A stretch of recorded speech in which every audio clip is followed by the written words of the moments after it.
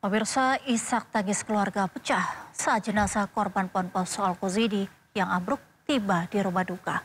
Almarhum Zaki bin Yusuf merupakan santri asal Sampang yang terakhir kali diidentifikasi dan dimakamkan.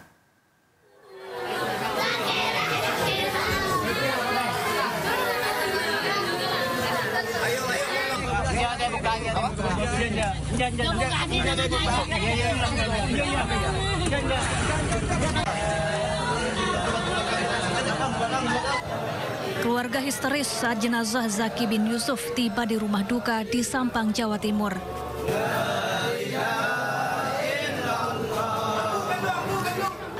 Almarhum Zaki bin Yusuf merupakan santri Pondok Pesantren Al-Hozini Sidoarjo yang menjadi salah satu korban mushola ambruk.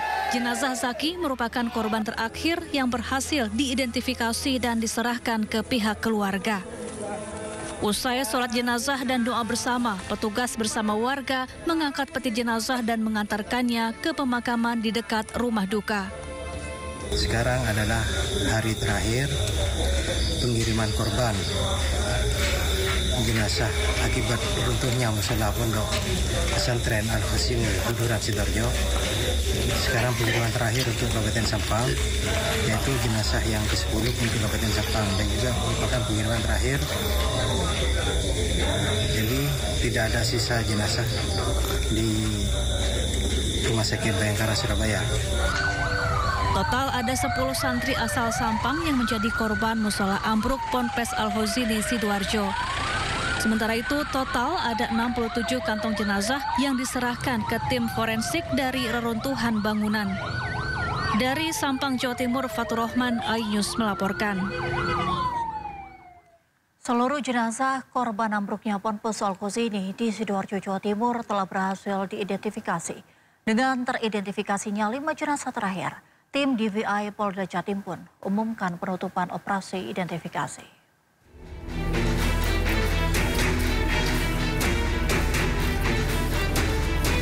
Setelah 2 minggu lebih bekerja, tim DVI Polda Jawa Timur akhirnya mengumumkan penutupan operasi identifikasi korban tragedi Ponpes Al-Kozidi.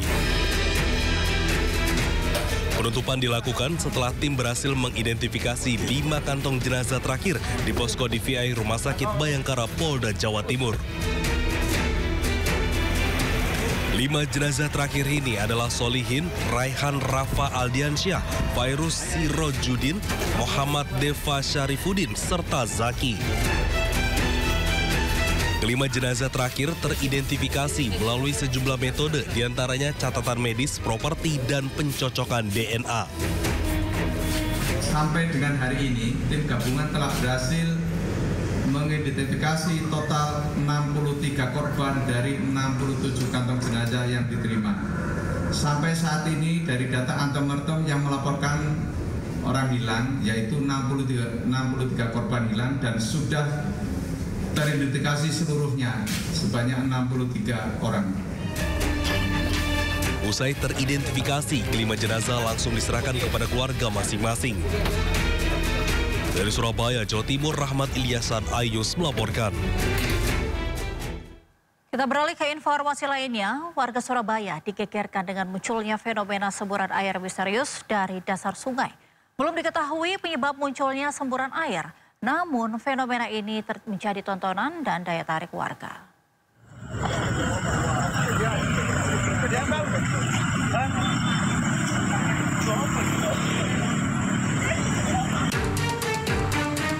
Semburan masih terus terjadi di tengah Sungai Kebon Agung, kawasan Rungkut Tengah, Kecamatan Gunung Anyar, Surabaya.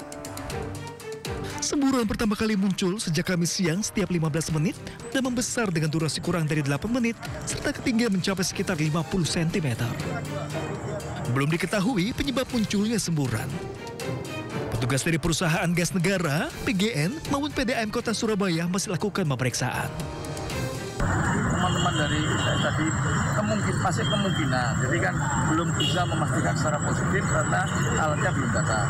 Karena di sebelah itu kan juga ada sumber gas yang di Gunung Anyar itu loh ya. Masih kemungkinan, jadi belum secara pasti. Fenomena ini pun jadi daya tarik warga pengguna jalan yang berbondong-bondong melihat semburan air misterius tersebut. Dari Surabaya, Jawa Timur, Yuda Prawira, iNews melaporkan. Presiden ke-7 RI Joko Widodo melengos saat dimintai tanggapan terkait beban utang proyek kereta cepat Wush yang mencapai triliunan rupiah. Kini malam segera kembali.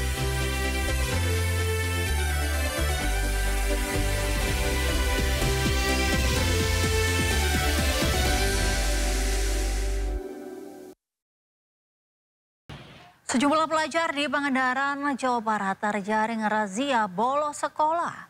Mereka yang ketahuan sedang nongkrong kabur dengan berlari ke tengah sawah.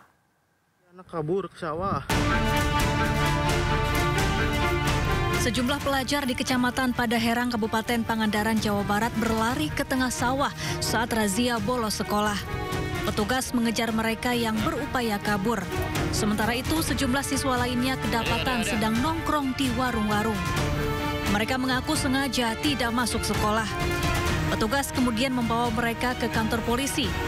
Siswa yang tertangkap menjalani hukuman push-up dan cukur rambut. Selain itu, mereka juga mendapat pembinaan.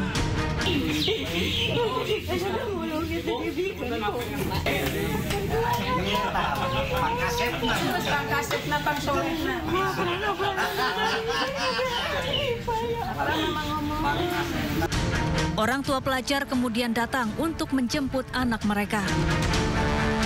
Sekarang udah kata-kata Bapak sama kecamatan sama Kapolsek, mudah-mudahan tangga didikin.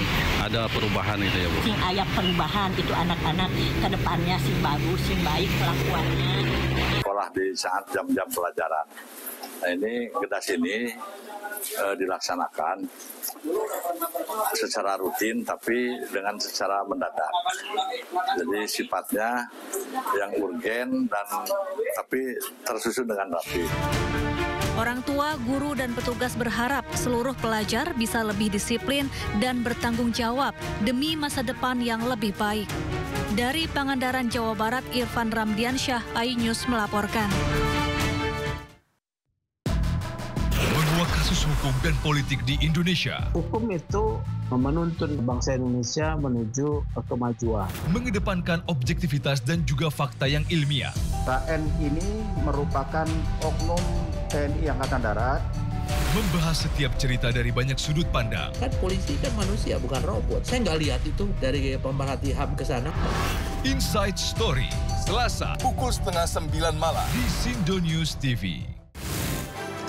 Sumber berita aktual tersaji lengkap di sini. 7 pelaku dalam kasus Hezbollah meluncurkan Sindo Today. Satres narkoba. Hujan deras disertai mobil rombongan wartawan. Sindosia. Korban meninggal dunia dan Indonesia, seorang terluka dalam. Sindo Sore. Kobaran api besar banjir setinggi 7. Hati berjabat tangan dan berbincang akrab. Sindo Malam. Sindo News TV. Beyond Headline. Ragam peristiwa terjadi di banyak tempat.